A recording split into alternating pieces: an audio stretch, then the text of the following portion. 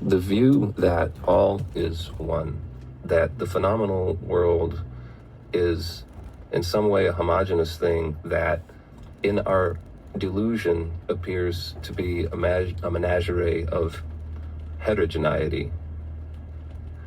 That view, that the truth is that all is one, and delusion sees separation,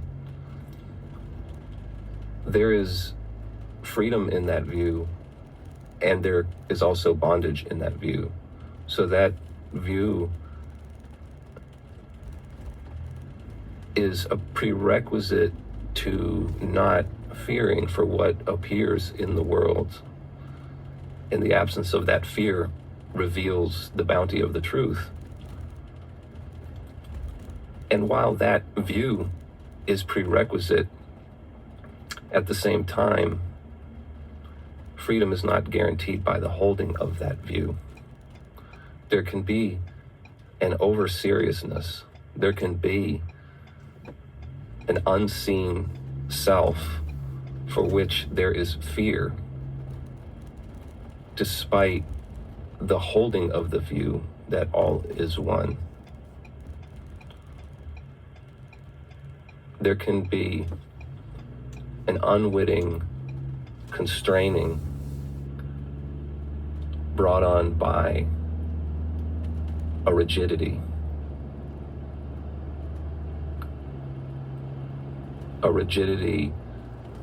a discipline, a sternness, a denial that the world can still be enjoyed, a denial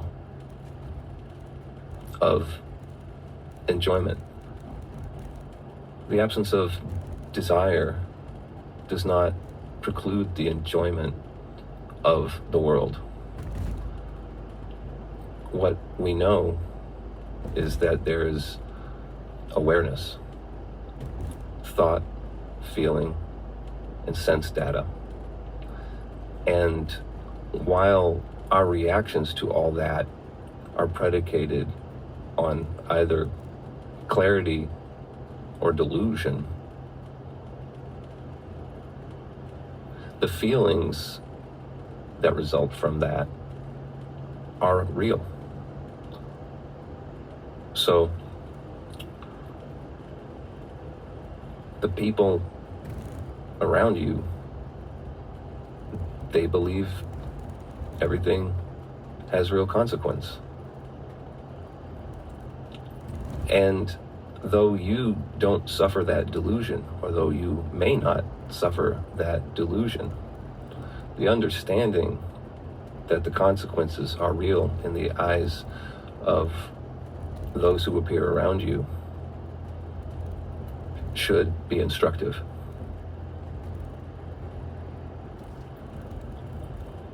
The world is said to be a play.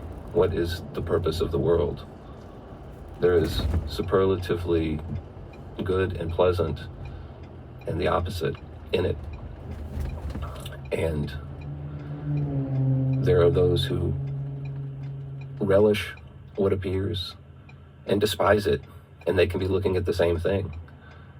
And it's just a matter of whose team you're on. But everyone pleads from the same perspective of conditioned awareness. Everybody thinks they're the good guy in some way. I think it may have been Bertrand Russell who was talking about stupid people. I heard this related recently, is that people are, as I described, they take their own sides, They approach the world from behind their conditioning, and they do the best they can with it to get what they want. The problem with a stupid person is they can't smell their own shit. They don't know.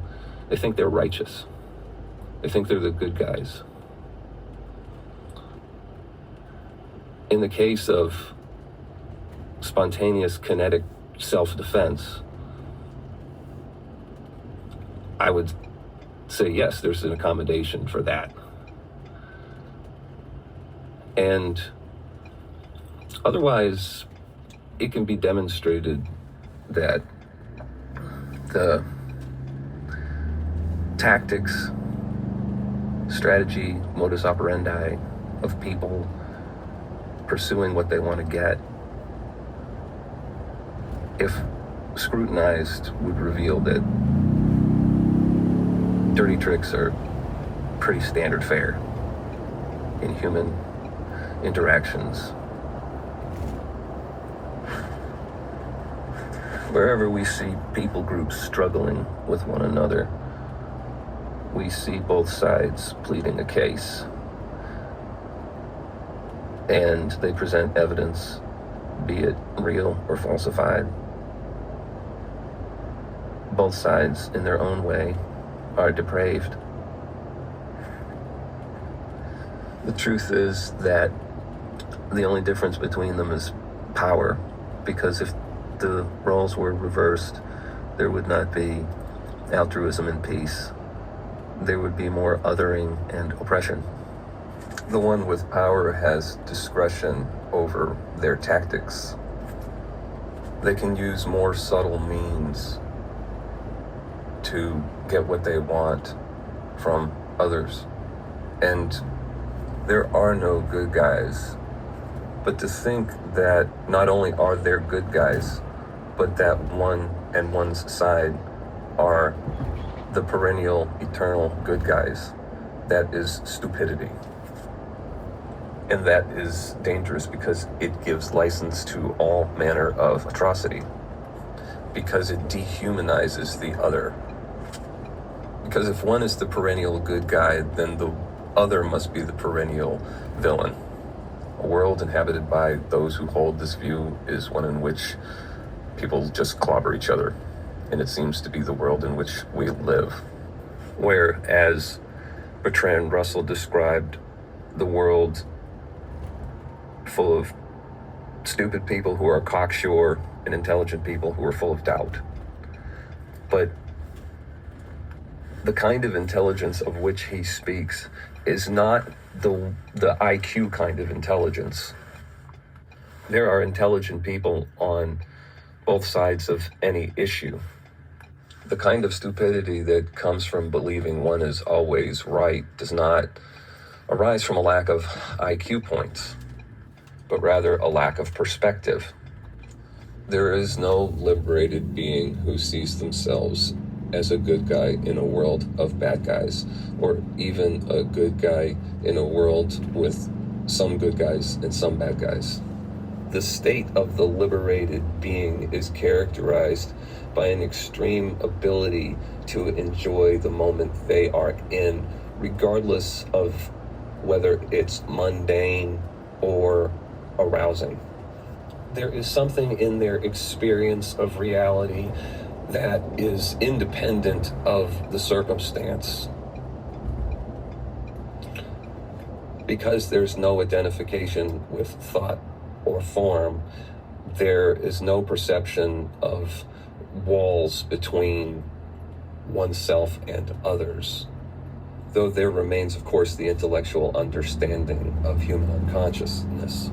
But in this lack of delusion that causes othering, there's a peace that appears, the experience of which eclipses the product of all outward pursuits. The peace not only eliminates the need to have the world bent to one's will, the knowledge of which it's a product gives insight into the condition of human unconsciousness, its origins, its ignorance. It's the source of Jesus' plea to the Father to forgive them, for they know not what they do. This is the ignorance of which he speaks. It's the same stupidity, ironically, that Bertrand Russell sees in those who think that their shit doesn't stink. We live in a world full of this. Human unconsciousness can be seen everywhere, on all sides, because all the participants on all sides are carrying the same kind of ignorance. the world will never change through that kind of activism. It would only change if each individual were to look within themselves and discover the non-self nature of what appears in an experiential way that liberates them. So, like a mass awakening, that is obviously not going to happen. But as an individual, that is all one can do. All you can control is you. Be the change you want to see in the world. That's what Gandhi said. In ignorance, the change one wants to see in the world is the product of bending it to one's will. But in freedom, there is the view that it is already perfect. And the irony is that were the view of the latter to be held ubiquitously, it would fulfill the desires likely of the former, or at least the ideal that's articulated by the former. So people who do evil say that they want a world of good. And people who see the world as perfect already, were their view to be held ubiquitously, would generate the world of peace described by the violent and unconscious person. So the fruits promised by activism blossom from a kind of inactivism. I didn't make up that word. I know somebody has said that word before. But it doesn't mean everyone is passively steamrolled in the face of adversity. It just means they are not driven by the same delusions, but they react to the world around them in a way that's spontaneous and fresh.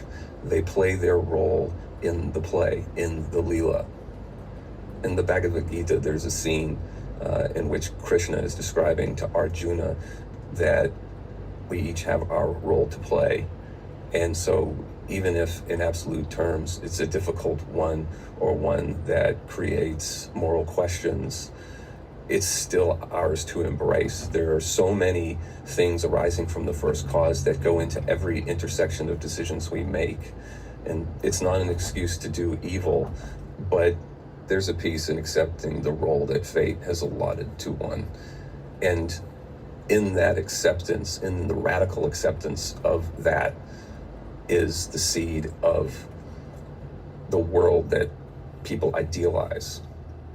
It's ironic, it's like Chinese handcuffs. We'll ever be in a world of good guys, and so we'll never be safe.